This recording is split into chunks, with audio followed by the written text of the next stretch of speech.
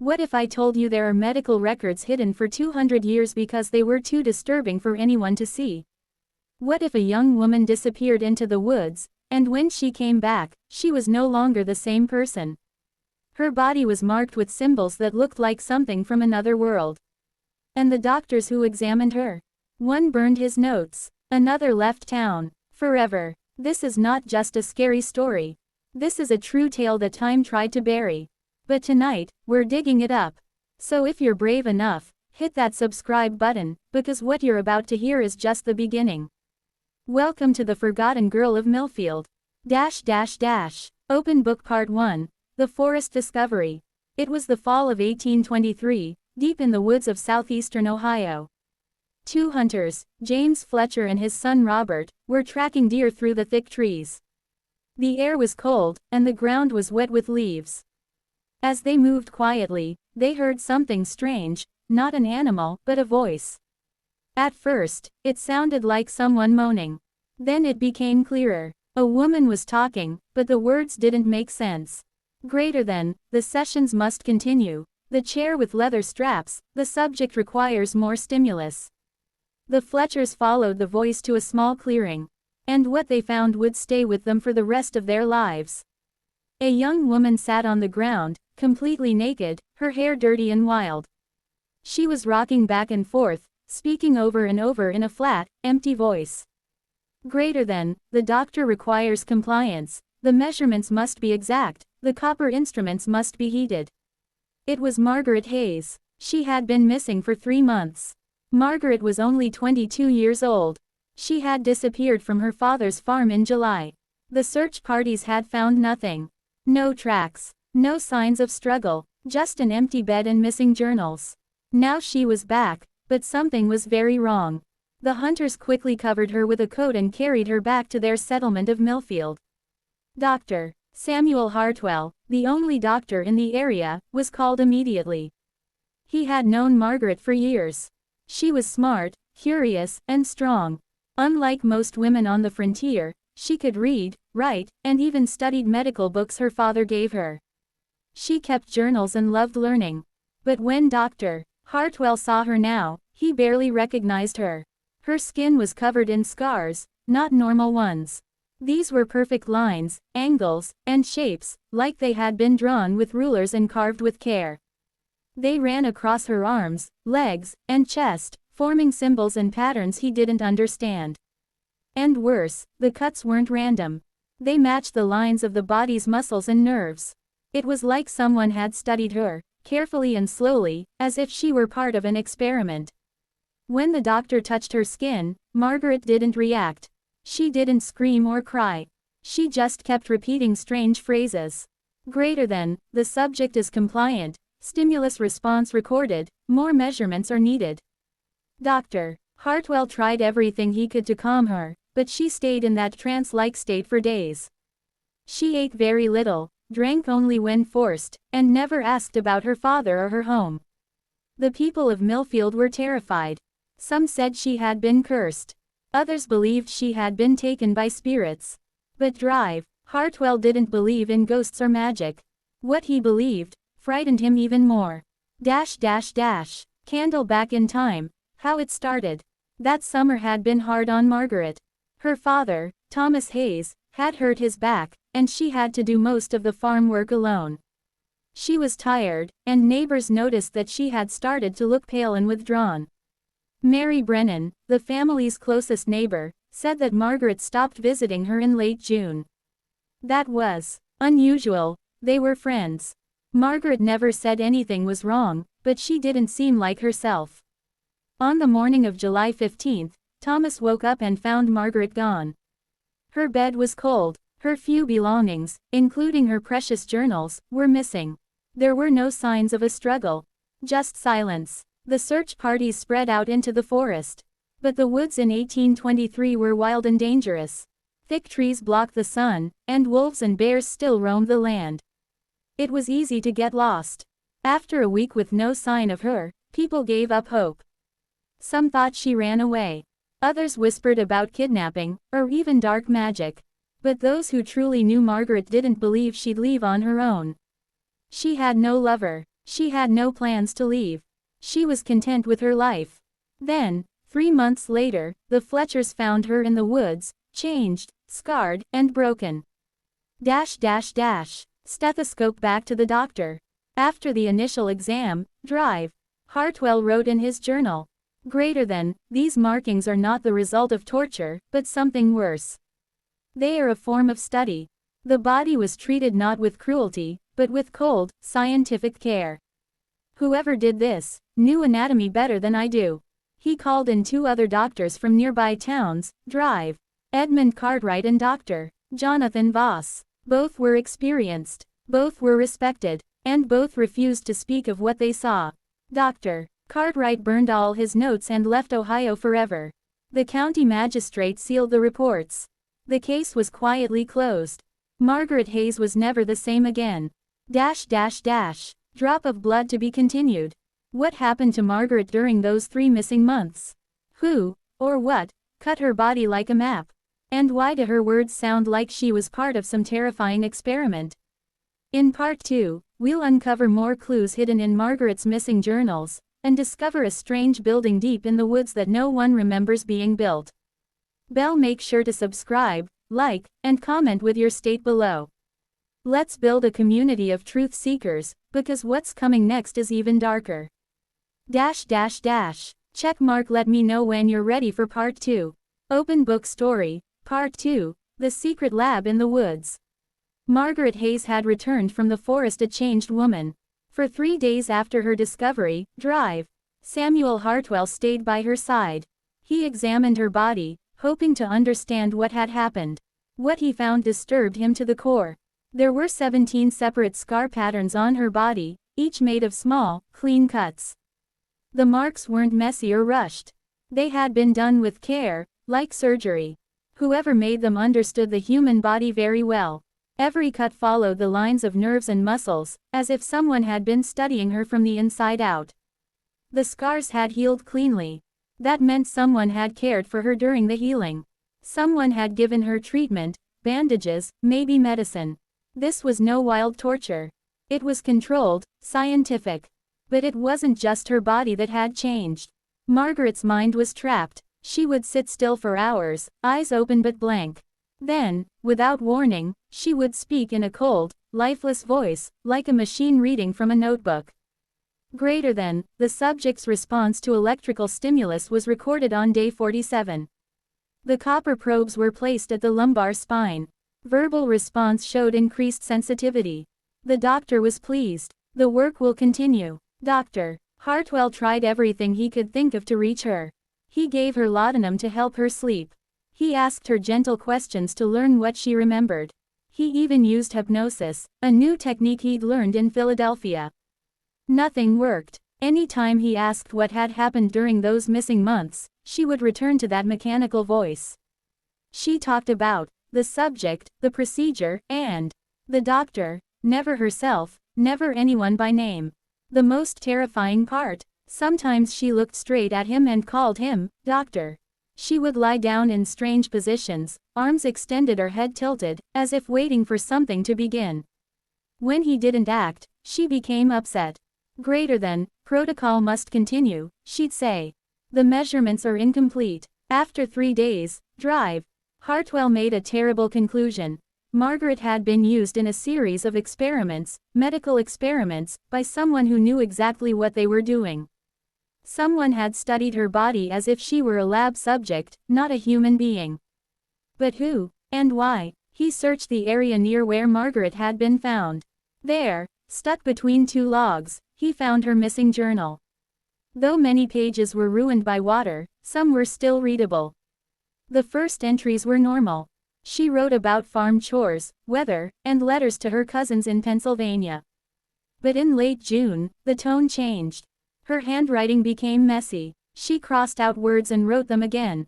Her thoughts turned to science, medical procedures and strange machines. June 28, 1823, if electricity can move a dead frog's legs, maybe it can fix nerves in humans. Galvani proved it. Medical books suggest more testing. Very promising results in Boston and Philadelphia. Then came a more chilling entry. Greater than July 1, 1823, I've been invited to watch advanced procedures. They say I'm educated enough to help. I won't tell father. He wouldn't understand. This is true science, real work. And the final legible page, written just before she vanished. Greater than July 12, 1823, I've been chosen. I give my consent. The sessions start tomorrow. Pain is temporary. Knowledge is forever. Dr. Hartwell read these words with horror. Margaret had willingly gone to someone, likely another doctor, who promised her the chance to be part of real science. She believed she was helping. And then he found something else. In the lining of her recovered dress was a small piece of paper sewn into the fabric. It was a part of a letter. The handwriting was neat and professional. The words were worse than cold. Greater than, subject must be secured using leather restraints, copper probes inserted at no more than 1/4 inch, session length, 30 minutes. It sounded like instructions for treating a machine, not a person. The paper was fine quality, better than anything on the frontier. Expensive ink. This person had money, training, access to real tools. Dr. Hartwell began asking questions. Quietly, carefully. No one had seen Margaret during those missing months. No one remembered a visiting doctor. But Samuel Brennan, the neighbor who lived closest to the Hayes farm, remembered something strange. Greater than, I saw lights. In the old Westfield house. All summer. Same window, same time. Always around 10 at night. I figured it was squatters. Then the lights stopped in early October. The Westfield house was abandoned. It had been empty since 1821, after the owner died of fever. 5 miles north of town. Deep in the woods. Forgotten. Dr. Hartwell decided to see it for himself. He went on October 30, 1823. The path was narrow, covered in leaves. The property sat in a quiet valley, surrounded by trees. From the road, no one could see it. When he reached the house, he saw the front door was slightly open. The hinges had been oiled. Inside, the floors were clean. The air smelled faintly of lamp oil. Someone had been living there. In the back room, he found the truth. It had been turned into a lab. In the center of the room was a heavy table with leather straps. Wrist, ankles, neck. Stained dark, possibly blood. Around the room were shelves of medical instruments. Surgical knives. Copper probes. A strange electrical machine, built from jars and wires, an early battery. Above the table were drawings. Anatomical drawings. A female body. Every scar, every cut, every nerve carefully labeled. They matched the patterns on Margaret's skin exactly. On a small desk nearby was a journal. Dr. Hartwell opened it. The handwriting matched the letter fragment. He read with shaking hands. Greater than day 1. Subject M prepared. Ideal for study. Initial incisions made. Subject remained conscious. Greater than day 15. Electrical testing begins. Heated copper probes. Best response at lower spine. Greater than day 32. Subject M now helps position herself. Resistance lowered. Sessions extended. He stopped reading. He was sick. But then, he noticed something. The handwriting was familiar. He had seen it before, in letters, in medical journals. His heart stopped. It was Dr. Elias Cunningham, Harvard-trained, wealthy, respected, living just 15 miles away in Athens, Ohio. Everyone trusted him. But now, Hartwell knew the truth. He packed Margaret's journal, the lab notes, the dress fragment, and began his journey to Athens. Because now, the question wasn't just what happened to Margaret Hayes. The real question was, how many others had there been? Loudspeaker to be continued. If this story shook you, don't let it vanish like the records that were hidden for centuries. Like, comment, and subscribe to hear part 3, Where Drive. Hartwell confronts a man everyone trusted, and uncovers a truth even worse than he feared. Let me know when you're ready for part 3, The Doctor of Athens. Part 3, The Doctor's Confession. How had Cunningham convinced Margaret Hayes to take part in those horrible experiments? How had he even gained access to the old Westfield property? And worst of all, were there more victims? The brick house on Main Street looked normal from the outside. It had clean windows with thick curtains and a shiny brass nameplate that read, Dr. E. Cunningham, M.D., Harvard Medical College. Dr. Hartwell had visited this house many times over the years. But today, as he walked through the front door, it felt like he was stepping into the home of a monster, not a man. Dr. Cunningham welcomed him into his private study. It was filled with books, glass jars, and medical tools. Dr. Hartwell used to admire this room. Now, he looked at the preserved organs in jars and wondered, were these from the people Cunningham had experimented on? He placed the journal and notes from the Westfield property on Cunningham's desk. The older doctor didn't act surprised. He didn't deny the accusations. He calmly flipped through the pages. I wondered when someone would find the Westfield site, Cunningham said. I was hoping to finish my current series of experiments before I moved to a new place. Dr. Hartwell felt sick. Current series? Are you saying there are more victims? Cunningham opened a leather folder and showed drawings of other people, men and women of different ages. Each sketch was carefully labeled. Subject A, James Patterson, age 24. Subject C, Sarah Mills, age 19. Subject F, Thomas Burke, age 31. Each person had markings on their body, just like Margaret. You can't understand the importance of my work, Cunningham said. For too long, medical research has been limited by moral rules. I've gone beyond that. These were people, Dr. Hartwell said. They had families. You destroyed their lives. No, Cunningham replied. They were subjects, and their sacrifice will help thousands in the future. When Dr. Hartwell asked how Margaret had been convinced to join, the truth was even worse than he imagined. Cunningham explained everything. He had a method. He visited remote towns across southeastern Ohio, pretending to offer medical help.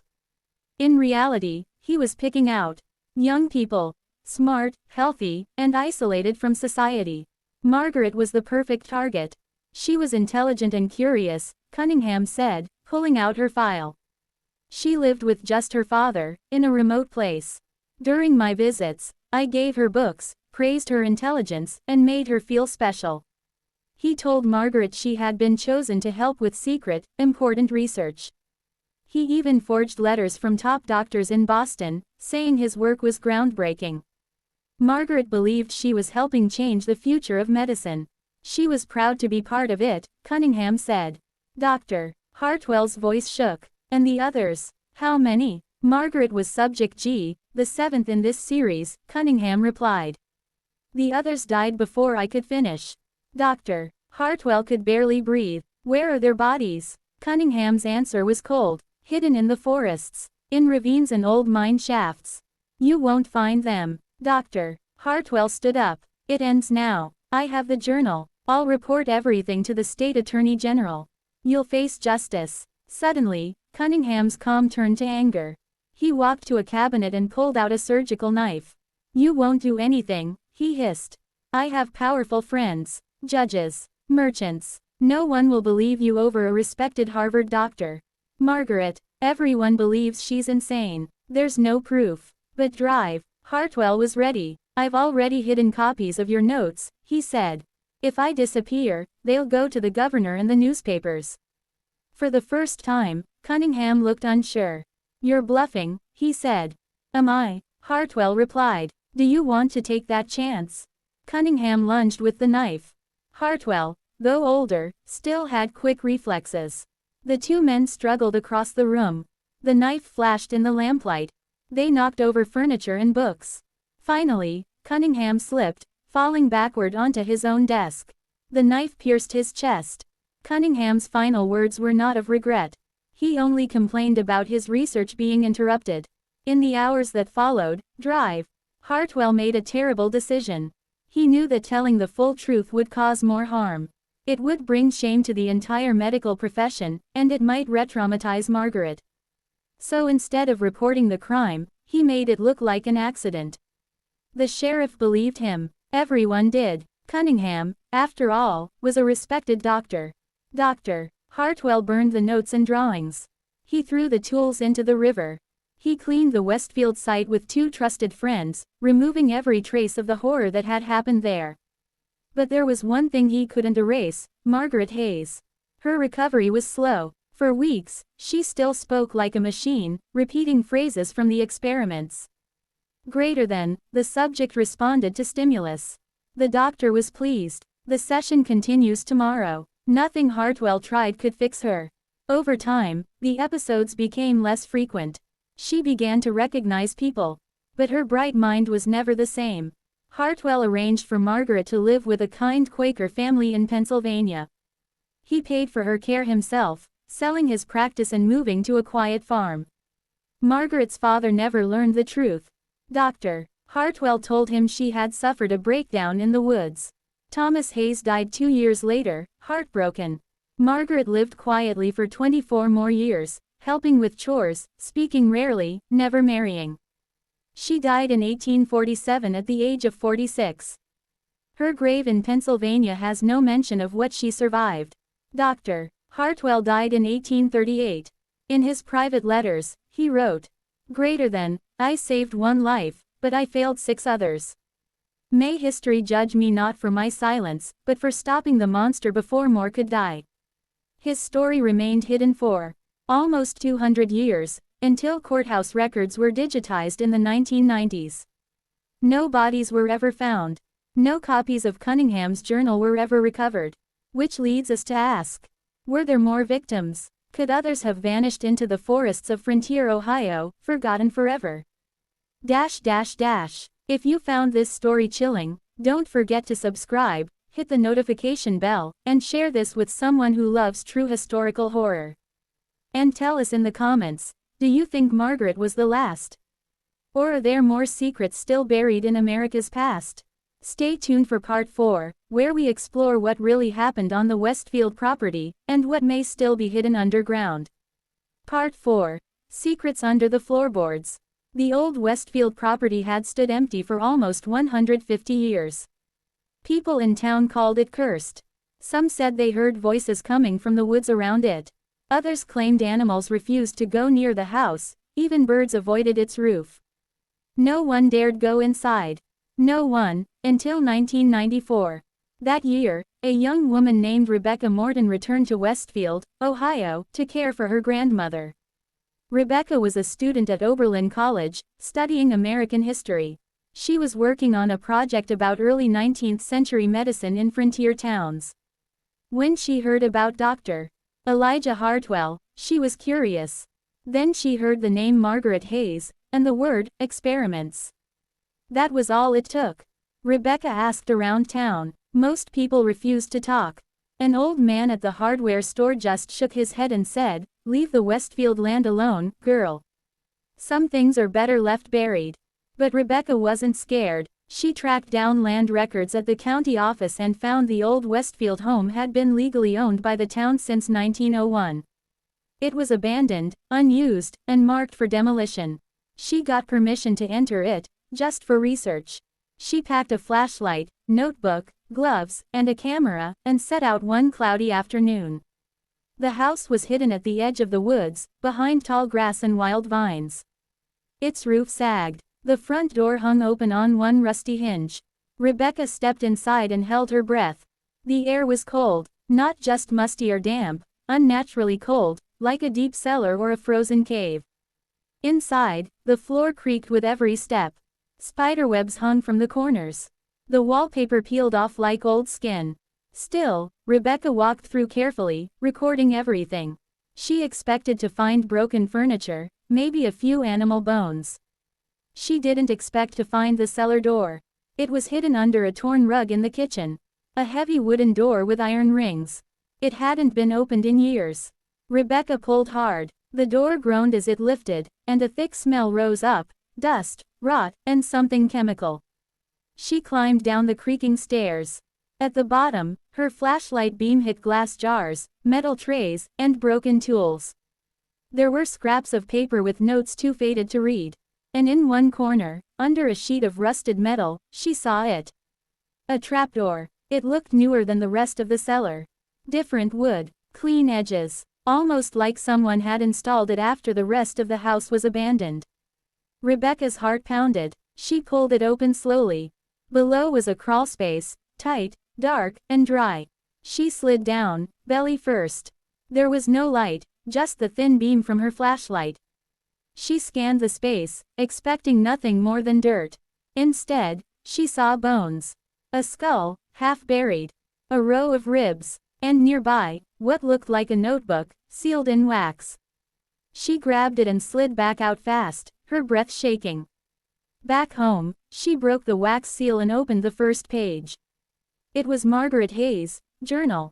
Not the experiment journal written by Dr. Cunningham, but her own writing. It started like this. Greater than April 19, 1823. Today I was told I am special. Dr. Cunningham says my mind is more powerful than I know. I will help others one day. I want to make my father proud. Rebecca read through Margaret's words, hopeful at first, then confused, then terrified. As the entries continued, they became harder to understand. Margaret began to use strange symbols. She referred to voices in the walls, and dreams of being trapped inside her own body. Then came this line, greater than June 3, 1823. I saw the others. They whispered to me. One had no eyes. Another wore a mask of skin. They told me I'm the last. They said I must remember, or he will come back. Did she mean drive? Cunningham. Rebecca felt the air shift. A cold breeze moved through the room, though all windows were shut. Then she saw the last page of the journal.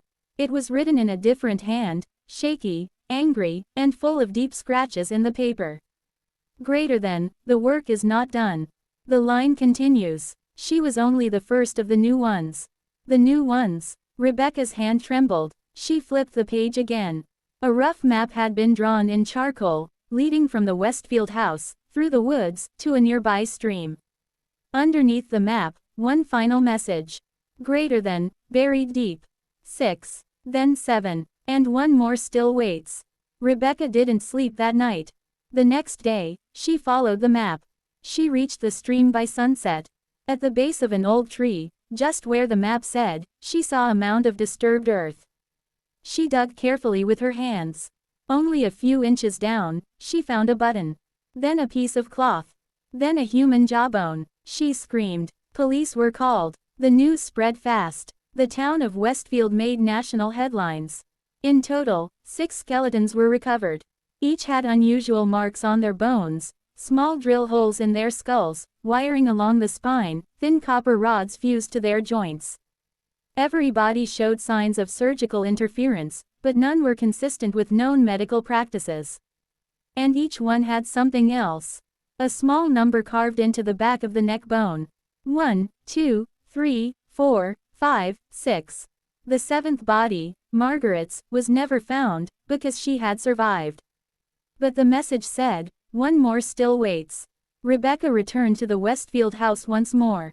But something had changed. The cellar door had vanished. The rug was back in place. The kitchen floor showed no sign of being disturbed. She ran. 2 days later, the house burned to the ground. No one knew how. The cause was never found. If this part chilled your spine, subscribe for more real-life horror based on hidden history. Don't forget to like, share, and comment below. Do you think the new ones are still among us? Stay tuned for part 5, where a modern-day group enters Westfield's forest, and not all of them return. Part 5. The Mark in the Pines. They came to Westfield for a ghost story. 4 college students, friends since high school, drove up from Columbus on a warm October afternoon. Their names were Daniel, Tina, Marcus, and Ashley. They had watched a viral video called, The Margaret Hayes Journal, Real or Hoax? In that video, a young woman talked about finding a journal, discovering bones, and seeing something strange in the woods. That woman was Rebecca Morden, the same one who found the hidden cellar in 1994. She disappeared 2 months after uploading the video. Some said she ran away. Some said she joined a cult. But most believed something had pulled her back to Westfield, and never let her leave. The 4 students wanted to make a documentary for their media class. We'll camp in the woods behind where the house used to be, Daniel said. Just 2 nights. We'll shoot some B-roll, tell the legend, and maybe go viral. They reached Westfield by 5 p.m. and found the old path into the woods. The town was quiet. The trees loomed tall and twisted, their shadows stretching across the ground like black claws. Leaves crunched under their boots as they hiked half a mile to a small clearing. This is where the house stood, Tina whispered, checking her GPS. Right here. There was no sign of it now. No bricks, no steps, no foundation. Just dirt. And pine trees. Dozens of them, growing in a perfect circle. Ashley frowned. That's not normal. Marcus laughed. Creepy, but cool. Let's set up the tent before it gets dark. They built camp and started filming. Tina narrated. Westfield, Ohio, home of the mysterious Margaret Hayes, the girl who survived twisted experiments in 1823. It's been 200 years since anyone lived on this land. But stories say Margaret never left. They say the woods are hers now. That night, they sat around a fire and shared snacks, joking nervously. I read something online, Ashley said. Someone claimed the ground here is still alive. Marcus raised an eyebrow. Like haunted alive? No, she said. Like, aware, watching, feeding. They all went quiet. Then Daniel said, well, if anything happens, we'll catch it on camera. Right. They laughed, but none of them slept well. Around 2 a.m., Tina woke up. Something wasn't right. The air was cold, not fall night cold, but winter cold. Frosty breath, frozen fingertips cold. She sat up and looked around. The fire had gone out. Marcus and Ashley were asleep. Daniel's sleeping bag was empty. She grabbed a flashlight and stepped outside the tent.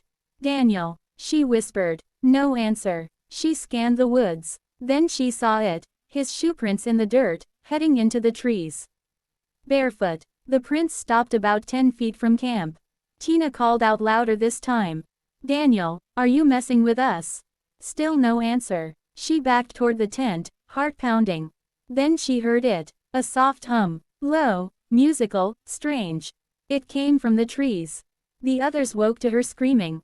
Daniel was missing. The three searched for hours, nothing. At sunrise, they found something horrifying. Carved into the trunk of one of the pines was a number. 7. Just like the markings found on the bones from 1994. Ashley whispered, no, no, no, no. That means Daniel is. Tina shook her head. We have to go. Now. They packed in silence and began hiking back. But something strange happened. The trail kept looping. No matter which way they turned, they returned to the same pine circle. Ashley dropped to her knees. This can't be real. This is a prank, right? Marcus said, trees don't move. Tina whispered, but this land does. By nightfall, Marcus was gone too. They had stopped to rest. He said he needed to pee and walked behind a tree. He never came back. Tina and Ashley screamed his name for over an hour. Then they heard it, the hum again. And a whisper, not words, just a breath close to their ears. They ran. No direction, just away. Branches scratched their arms. Roots caught their feet. Eventually, they collapsed near a fallen log, shaking, crying. Ashley clutched Tina's hand. If we don't make it, tell my mom I'm sorry. Tina wiped her tears. Don't say that. But Ashley's eyes widened. Tina, your neck. What? There's a mark. Tina felt the back of her neck. A burning sensation. She pulled out a mirror and used her flashlight. There it was, etched faintly into her skin. 8. She screamed. Ashley checked hers. Nothing. They didn't sleep that night. The next morning, Ashley woke alone. Tina was gone. But not her bag, not her flashlight, just her. Ashley looked around wildly. Tina. Then she saw it. Another tree, freshly cut. Number 9. Ashley ran. This time, she didn't care where. She stumbled, crawled, and finally broke through the tree line, onto a road. A car stopped. An older man inside rolled down his window. Jesus, girl, are you okay? Ashley collapsed beside the car. Please take me out of these woods. She was the only one who came back. 2 weeks later, Ashley uploaded a video. She sat in a plain room, face pale, eyes hollow. She didn't beg for views. She didn't ask people to subscribe. She just told the truth. Don't go looking for Margaret Hayes. Don't go into the Westfield woods. If you hear the hum, it's already too late. She paused. I still have no mark, she whispered. But I see them in my dreams. Daniel, Marcus, Tina, they're all there. She leaned closer to the camera. And I think I know what the numbers mean. They're not counting the dead. They're counting the ones who've been chosen. She ended the video with a chilling final line. Greater than, there were 9. But one more still waits. Dash dash dash. If you felt the chill run down your spine, subscribe for more terrifying historical horror. Like, share, and comment your thoughts. Do you think Margaret is still choosing people? Stay tuned for part 6, where the town of Westfield faces the consequences of ignoring a dark past, and a visitor from 1823 might return. Part 6. The Return of Margaret Hayes. In January 2023, the small town of Westfield, Ohio, celebrated its 200th anniversary. There were parades, banners, and old-timey music in the town square. Children wore costumes from the 1800s. Elderly folks told stories from the past. It was meant to be a happy time. But not everyone was smiling. Sheriff Ellen Greene, 54 years old, born and raised in Westfield, had seen things the townspeople refused to talk about. She had read every police report, every missing person file, every strange sighting in the woods. She also watched the video uploaded by Ashley, the last known person to return alive from the Margaret Hayes site. It haunted her, especially the numbers. Ashley had said, there were 9. But one more still waits. Ellen couldn't ignore it anymore. She went to the town records office and pulled the original census from 1823. She needed to know the truth. The names were faded but still readable. Father William Cole, Sister Agnes, Dr. John Harlan, Margaret Hayes, and 9 children, 9 children, 9 skeletons, 9 marks. But something was missing, something important. She dug deeper and found a forgotten journal, dusty and brittle, locked in a drawer labeled "Do Not Open," archived 1890. The handwriting inside was neat, controlled, almost too careful. Greater than, she was never just a child. She was their offering. The others were just preparation. Margaret was the door. Ellen froze. Door. What did that mean? She read on. Greater than, the doctor's methods were strange, yes, but he believed in something older than medicine. He believed Margaret was chosen. Born during the eclipse. The mark on her hand was not a birthmark, it was a seal. Greater than, he said the pine trees would protect her. That their roots carried her voice. Ellen slammed the book shut. Outside, the wind picked up. Dash dash dash. That night, something strange happened during the final day of the anniversary celebration. A girl appeared in the town square. She looked around 14 years old, barefoot, wearing a white dress with lace at the collar. Her face was pale, her hair black and long. No one knew where she came from. She didn't speak, didn't blink. She just stood near the statue of the town founder, staring straight ahead. A few people thought she was part of a school play. Others said she was a reenactor. But when someone approached to ask her name, she looked up and smiled. That's when the lights flickered. And the birds in the trees stopped singing. Ellen arrived within minutes. People were backing away from the girl. She's not right, one woman whispered. She's not human, said another. Ellen pushed through the crowd. Her hand went to her sidearm. She stepped forward and said softly, "What's your name, sweetheart?" The girl looked at her. Her eyes were the color of smoke. "My name is Margaret." The sheriff's hand dropped. It couldn't be. It had to be a trick. But then the girl lifted her hand. And on her palm, burned into the skin, was a strange black symbol, a spiral surrounded by sharp lines. Just like the old drawing in the journal. It wasn't ink. It was flesh. Dash dash dash. That night, Westfield lost power for 3 hours. Phones stopped working. The trees on the edge of town began to lean inward, their branches scraping against rooftops. Dogs howled, and Margaret walked the streets without making a sound. Ellen sat alone in her office, reviewing security footage from the square. At exactly 7:07 p.m., every camera glitched. When the picture returned, Margaret was gone. The town panicked. The mayor demanded explanations. Find her. I don't care if she's a ghost, a runaway, or a prankster. This is hurting our image. But Sheriff Ellen Greene didn't care about image. She cared about what Margaret wanted. And she feared it wasn't over. The next day, a 10-year-old boy named Noah McKay went missing while walking home from school. His backpack was found near the woods. Carved into a tree nearby was the number 10. That night, Ellen went back to the old cellar, the one from 1994. It had been sealed off years ago. But she still had a key. She opened the rusted doors and stepped inside. The air was freezing. Old jars lined the shelves. Candles long melted into nothing. At the far end of the room was the table, the one where the bones were found. And on the wall behind it, something new had appeared. Handprints. Small ones. Large ones. Bloody ones. 10 of them. She felt her breath catch. One of the prints still dripped. Suddenly, a voice behind her whispered. She's waiting for you. Ellen turned. But the cellar was empty. Later that night, a new video appeared online. No one knew who uploaded it. It showed black and white footage of the pine circle, but the trees were moving. Not swaying, but bending toward the center, like bowing. The caption read, "Greater than, the door has been opened." It ended with one still frame. Margaret standing in the center of the circle. Eyes closed, arms raised, and above her, in the sky, the stars twisted into a spiral. To be continued. If this chilling tale keeps you hooked, make sure to subscribe, like, and share this video. Let us know in the comments. Do you think Margaret is a victim, a villain, or something even worse?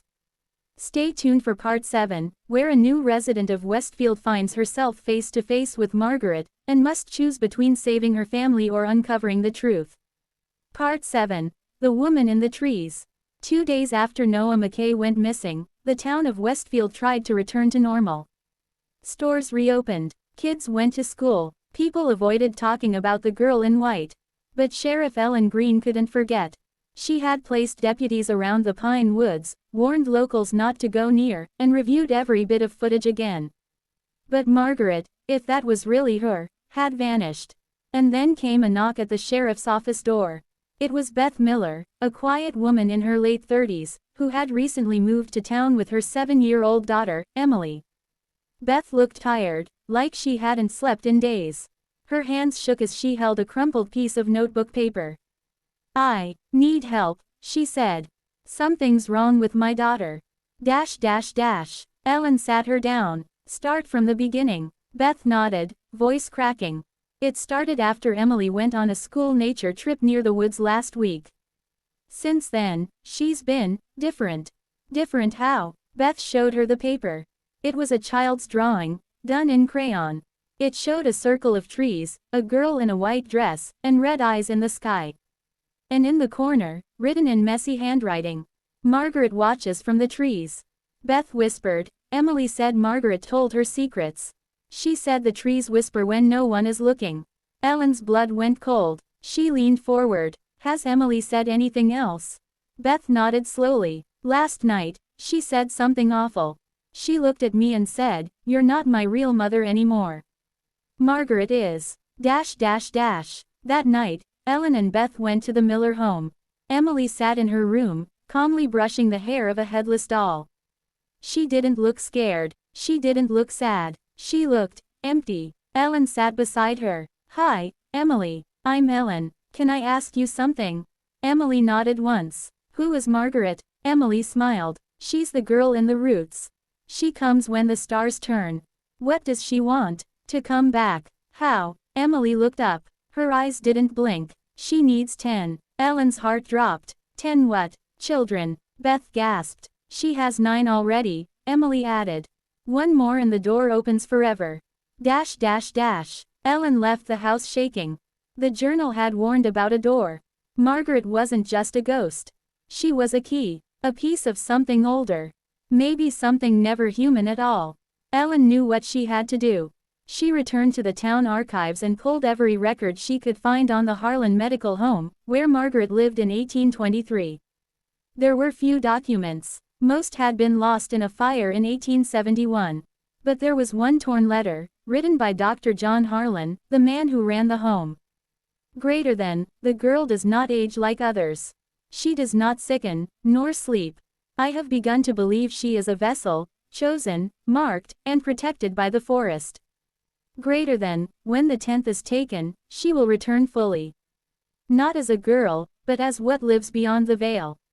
Ellen stared at the last line, underlined twice. Greater than, and the town will forget again. The next day, Beth called Ellen in a panic. Emily is missing. Ellen rushed to the house. The girl's window was open. Her shoes were gone, and on her bed, drawn in red crayon. I go to the trees now. Margaret waits. Ellen grabbed her flashlight and her gun and drove straight to the woods. No backup, no press, no time, just her and the trees. The pine forest was silent. Even the birds stayed away. As Ellen stepped deeper, the flashlight flickered. She passed the stones again, each one carved with a child's name. 9 total. But now, a 10th stone had appeared. Emily Miller. Ellen heard movement. Then, a whisper. Ellen. She turned. Beth stood behind her, eyes wide. She's here, Beth said. She brought me. What? Why are you here? She said I needed to choose. Choose what? Beth pointed toward the center of the pine circle. And there stood Emily, holding Margaret's hand. Margaret's eyes were glowing now, not with anger, but with ancient knowledge. She smiled at Ellen. You tried to stop me. You read the stories. You dug through dust and lies. But I was never gone. She tilted her head. I've just been waiting. Suddenly, Beth ran forward. Take me, she shouted. Take me instead. Let Emily go. Margaret didn't move, but the trees did. They creaked and groaned and leaned in closer. Ellen grabbed her gun, aimed at Margaret. Let the girl go. Margaret looked at her calmly. You cannot. Stop what's already begun. The 10th is chosen. Then Emily looked at her mother. Her voice was small. I don't want to go. Beth cried out, grabbed her daughter, and just like that, the wind stopped. Margaret's glow faded. The forest stood still. And then, she was gone. Later, Ellen and Beth made it out of the woods with Emily, safe but shaken. The 10th stone was still there. But the symbol on it had cracked. Whatever ritual Margaret was performing had been interrupted. For now. But the sheriff knew better. She knew it wasn't over. Because when she checked the old journal again, something new had appeared, words that weren't there before. Words written in fresh, dark ink. Greater than, the forest waits. The door cracks. One day soon, the trees will call again. To be continued. If this story chilled your spine, don't forget to like, comment, and subscribe for the next part. Tell us in the comments. What would you do if Margaret Hayes visited your town? Would you run, or would you listen to the trees? Get ready for part 8, where the truth behind Margaret's origin is uncovered, and it points to a much older darkness buried beneath Westfield. Part 8. What lies beneath Westfield? 3 weeks passed since Margaret Hayes vanished again. Emily Miller no longer spoke to trees. Her drawings stopped. Her eyes were her own again. But Sheriff Ellen Greene couldn't relax. Not when the 10th stone remained. Not when her nightmares were filled with Margaret's glowing eyes and the sound of wind whispering her name. And not when the journal changed again. One morning, Ellen opened the journal to find a new page, dated 1823. The ink was fresh. The handwriting wasn't hers. Greater than, she came not from the forest, but from below it. Greater than, before this town, before the trees, there was something else buried in the earth. Something old, something hungry. Greater than, we gave it children to keep it sleeping. Ellen knew now. Margaret was just the surface. A shell, a messenger. Something darker had always been beneath Westfield. Buried, forgotten, feeding. And the townspeople of 1823 had made a deal. Keep the hunger fed, and it would stay asleep. But they failed. They sealed Margaret inside the forest, thinking it was over. They were wrong. Now, Margaret was trying to reopen the path. And if the 10th offering had been completed, that door would already be wide open. Ellen needed answers. She called in Professor Isaac Kramer, an expert in American folklore and underground belief systems. When she showed him the journal, his face turned pale. "I've seen this before," he whispered. "Or something like it." He pulled out an old map. It showed Westfield, but older. Before the name, before the town, and in the center, where the pine woods now stood, was a black mark labeled Withering Pit. Ellen stared at the name. "What is it?" Isaac hesitated. "A hole. A sink in the earth. Deep. No bottom." Locals said it breathed. Said it sang. Before the settlers came, the native tribes avoided it completely. What happened to it? They buried it. Built over it. Hid it beneath a home for unwanted children. And then, when the first girl went missing, Margaret, they sealed the woods and burned the records. That night, Ellen returned to the woods. She took the journal, a shovel, and a lantern. She went alone. There was something beneath the pine circle. She was sure of it now. And she was going to dig until she found it. At first, the ground was soft, just roots and dirt. But then she hit something hard. Stone. She dug around it, brushing away soil. It was a flat surface. Cold. Smooth. She uncovered a corner. A shape. A stone lid, like a door. Etched into it were symbols she couldn't read. Circles. Eyes. Hands reaching upward. And in the center, one word carved in deep letters. Forget. Suddenly, the wind shifted. The trees groaned. And Ellen heard a voice behind her. "You shouldn't be here." She turned. Margaret stood at the edge of the trees. Her face was pale, but her eyes burned like coals.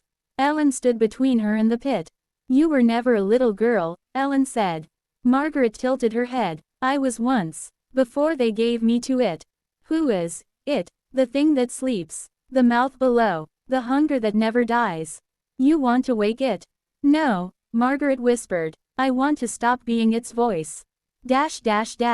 For a moment, Margaret looked human.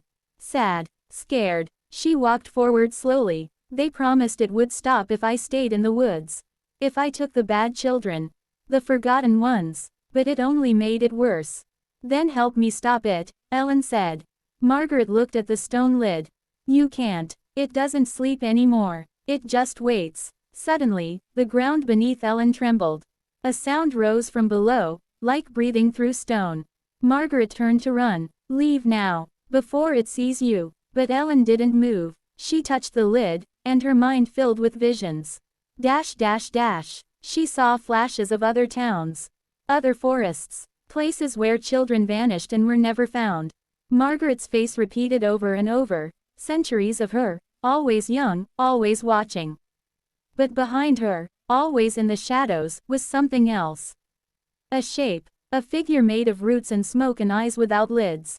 It had no name, only a hunger. And Margaret was its door. Ellen pulled her hand away, gasping. The ground shook again. A crack formed in the stone lid. And from it, a black mist hissed out. Margaret screamed, covering her ears. Ellen stood tall. "No more." She grabbed the journal, ripped a page out, and stuffed it into the crack. The wind howled. The mist froze in the air, then shattered like glass. The crack stopped growing. The forest fell silent. When Ellen looked up, Margaret was gone. So was the pit. The ground where it had opened was now solid earth again. The trees stood still, like nothing had ever happened. Back at the station, Ellen locked the journal away. She had no proof of what happened. No witnesses. No photos. But she knew. Something beneath Westfield had been stopped, for now. And the name Margaret Hayes would never leave her mind. The next morning, Ellen woke to a knock on her door. It was a little girl, no more than 6, holding a drawing. She didn't say her name. She simply handed the sheriff a paper and walked away. The drawing showed a girl in white. And beneath her, written in messy handwriting, "The door is not closed. Only forgotten. To be continued." If you enjoyed this chilling chapter, don't forget to like, comment, and subscribe for part 9. Question for you. Do you believe a place can hide evil? Would you dare dig into the woods behind your house? Stay with us as we head into part 9, where Ellen faces her final test, and Margaret's last secret is finally revealed. Part 9. The root that remains. Sheriff Ellen Greene stared at the child's drawing for a long time. The girl in white was clearly Margaret Hayes. The message below was chilling. Greater than, the door is not closed. Only forgotten. And the little girl who gave it to her, Ellen couldn't find her anywhere. No one in town had seen her. No one recognized her. Later that night, Ellen went back to her station. She unlocked the evidence box and took out Margaret's journal. The pages were blank. Every word, every drawing, every ancient name, it was all gone. Like the book had never been written. But Ellen still remembered. She remembered the breath of the pit. The cracking, stone lid, Margaret's scream, and the black mist that turned to glass in the air. At 3:07 a.m., her phone rang. It was Pastor Dean, from the old First Light Chapel. "I heard something," he said, his voice shaking. "In the floor, in the basement, beneath the chapel. You should come, now." The church had stood since 1830. Few attended anymore. It smelled of damp wood and forgotten songs. Dean met her at the back door, eyes wide. "I went down to check the fuse box. And I heard, whispering. Like children. But there was no one there." They walked to the basement together. It was cold, still, but Ellen heard it too. A soft chanting, like breath through dry leaves. They found the wall it came from, an old stone wall behind the furnace. The sound was louder there. A child's voice, whispering something over and over. Ellen tapped the wall. It echoed. "Hollow," she said. They moved the furnace aside and pried at the stones. Behind them was a narrow tunnel, pitch black and lined with tree roots. At the far end, something flickered, like firelight. Ellen squeezed through the opening, flashlight in hand. Dean stayed behind. The tunnel smelled like wet earth and smoke. Roots brushed her shoulders as she walked. She emerged into a small, circular room made of stone. In the center stood a wooden chair, burned black. Tied to it was a skeleton, small, childlike, still wearing a ribbon of red silk. There were words burned into the chair's wood. Greater than, MH, for silence. Ellen stepped closer, heart pounding. Behind the chair was a wall covered in carvings. Circles, eyes, trees, teeth, and one name repeated again and again. Margaret Hayes. Then the air shifted. Ellen turned around, and Margaret stood at the tunnel's mouth. She didn't look ghostly now. She looked real, older, her eyes dim, her dress torn, her feet bare and muddy. "You found it," she whispered. "What is this place?" Ellen asked. "My prison." Ellen's hand went to her gun, but she didn't draw it. Margaret didn't move closer. "You were burned," Ellen said. "Tied to that chair." They tried to stop the voice from spreading. They thought if they killed me, the forest would sleep again. But it didn't. "No," Margaret said. "It just moved deeper." Her eyes filled with tears. "I was the first. But I wasn't the last. The hunger found new mouths. New doors." Ellen stepped toward the skeleton. "Is this you?" Margaret nodded slowly. "They burned me alive. And I screamed so loud, the ground cracked. The thing below heard me." Suddenly, the walls groaned. A low, wet sound like roots tearing through stone echoed all around them. From behind Margaret, something began to move. A shadow peeled itself off the tunnel wall. It had no shape, just long arms made of vines and ash and flickering faces. It spoke without words, but Ellen understood. "Greater than, open me. Greater than, let me be remembered. Greater than, forget the silence." Margaret screamed, "No." She stepped between Ellen and the shadow. But the thing grew taller, rising like smoke with bones. "I've kept it inside me," she said. "But I can't anymore." Ellen raised her flashlight and pointed it at the carvings on the wall. The names were moving. More names were appearing. Her own name. Emily Miller's name. Even Pastor Dean. "Its roots are in all of us now," Margaret said softly. "It doesn't need a pit anymore. It grows in memory, in fear, in forgotten things." Ellen looked down at the skeleton. Red silk, small bones. "The first offering." "You didn't choose this," Ellen said. "No," Margaret whispered. "But you can." Then she reached out and touched Ellen's hand. And in that moment, Ellen saw it all.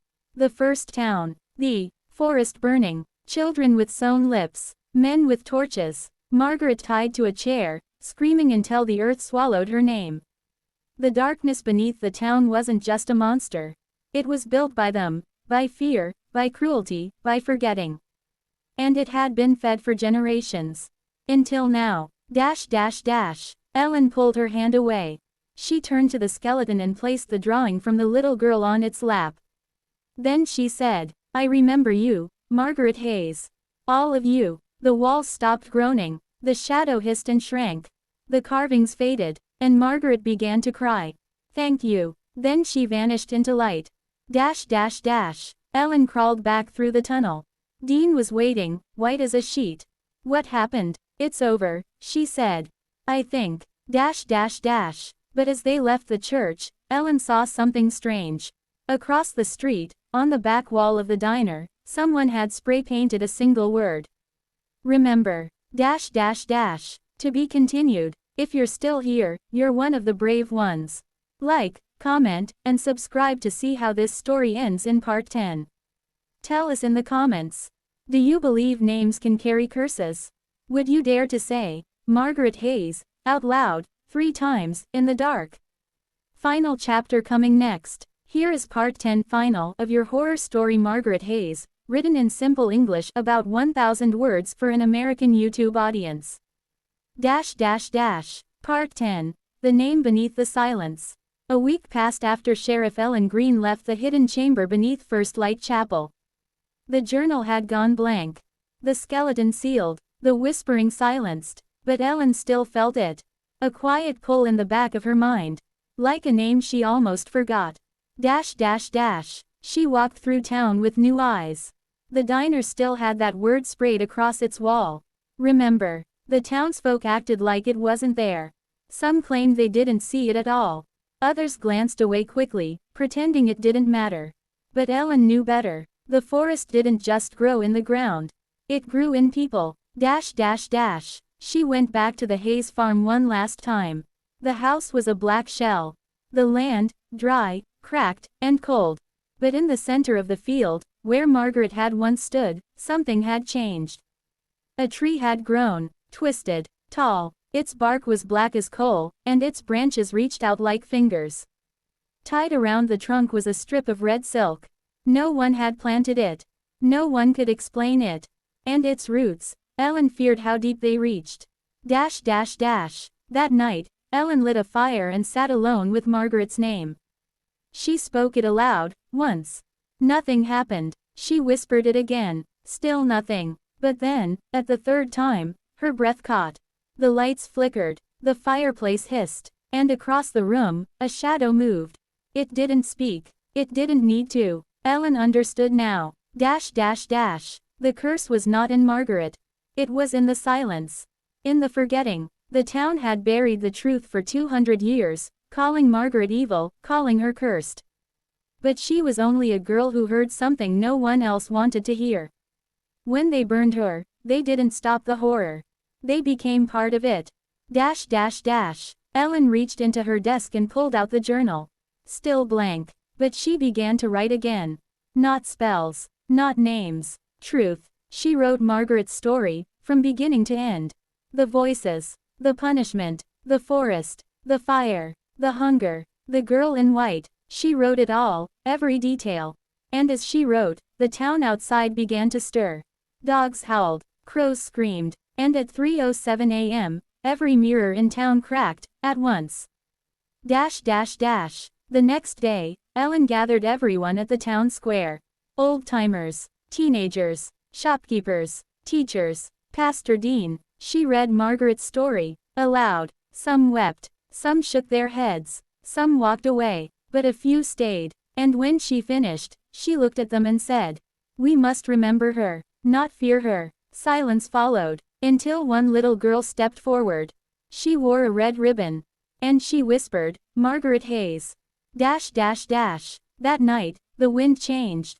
The tree in the field split down the center, and a light poured out of it. Not darkness. Light, like the sun breaking through storm clouds. And a voice, soft, kind, tired, spoke from deep within the roots. Greater than, you remembered me.